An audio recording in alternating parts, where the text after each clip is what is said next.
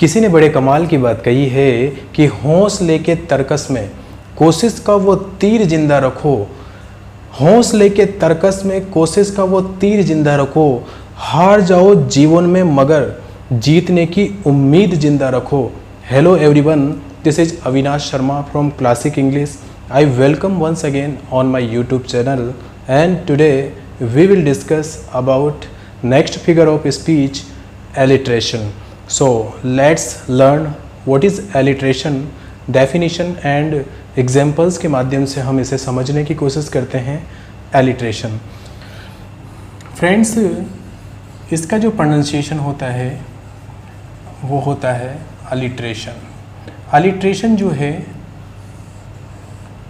एक हिंदी में इसे अनुप्रास अलंकार के नाम से जाना जाता है. अनुप्रास अलंकार. एलिट्रेशन की डेफिनेशन अगर हम देखें कि एलिट्रेशन क्या होता है, तो friends alliteration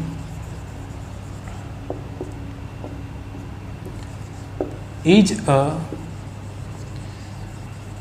repetition of same consonant sound at the beginning of the word in a sequence. तो फ्रेंड्स एलिट्रेशन मीन्स होता है, alliteration is a repetition of same consonant sounds at the beginning of the words in a sequence. Alliteration जो है repetition of same consonant sounds. जो consonant sounds होते हैं, जो व्यंजन ध्वनियाँ होती है, उन व्यंजन ध्वनियों का रिपीटिशन होता है. और ये रिपीटिशन जो होता है वो बिगिनिंग में होता है, शुरुआत में होता है ऑफ द वर्ड्स, शब्दों के शुरुआत में होता है. उन शब्दों के शुरुआत में जो किसी सीक्वेंस में आए हैं, एक सक्सेसिव वे में यूज़ किए गए हैं, एक क्रम में यूज़ किए गए हैं. आइए एग्जाम्पल के माध्यम से समझने की कोशिश करते हैं. मैंने यहाँ लिखा the fickle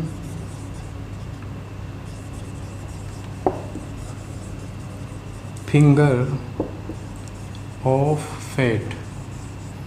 the fickle finger of fate.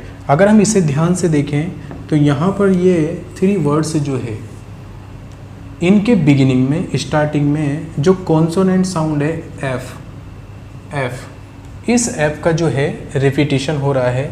तो यहाँ कॉन्सोनेंट साउंड का रिपीटिशन दिया गया है, इसलिए इस लाइन में जो है अलिट्रेशन का यूज़ किया गया है. फ्रेंड्स, आपको ये बात ध्यान रखनी है कि रिपीटिशन जो होता है वो कॉन्सोनेंट साउंड का होता है, न कि एक लेटर का होता है.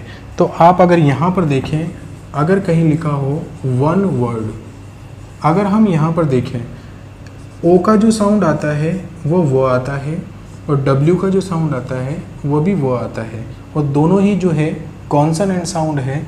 तो यहाँ पर जो है हम अलिट्रेशन मानेंगे, क्योंकि रिपीटिशन में जो है साउंड को देखना, ऐसा नहीं है कि सभी जगह एक ही लेटर आ रहा है तो आप उसे अलिट्रेशन माने. डिपेंड करता है उसका साउंड जो है वो क्या है और क्या नहीं है. तो साउंड के बेस पर हमें अलिट्रेशन वहाँ पर मानना है, न कि स्पेलिंग या किसी लेटर के रिपीटिशन की वजह से. आइए एक और एग्जांपल देखते हैं.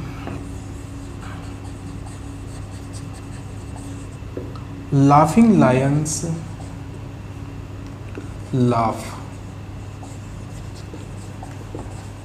like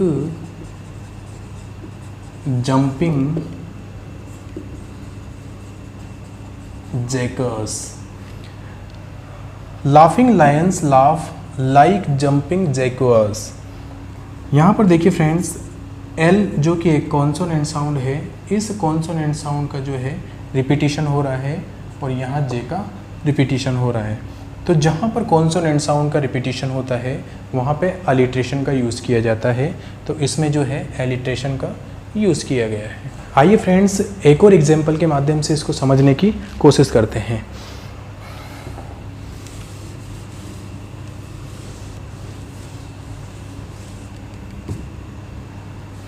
मैंने यहाँ लिखा 5 फूल फ्रेंड्स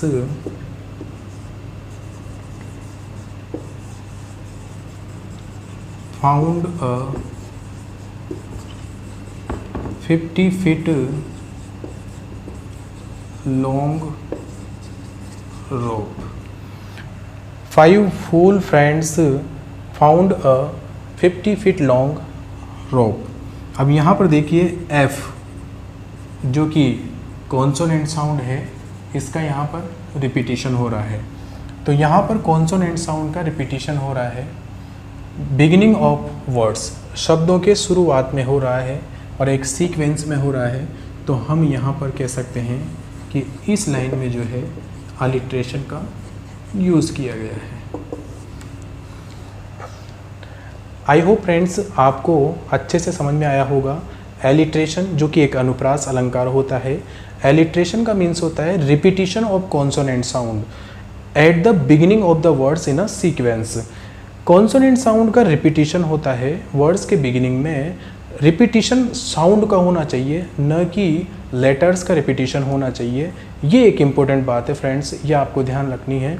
आई होप काफ़ी इजी है, हमने एग्जाम्पल के बेस पर समझा, आपको समझ में आया होगा। अगर आपको ये वीडियो पसंद आता है तो प्लीज़ इसको लाइक कीजिए, शेयर कीजिए और सब्सक्राइब ज़रूर कीजिए ताकि आगे आने वाले जो वीडियोज़ हैं वो आपको मिल सके। Thank you very much and keep learning.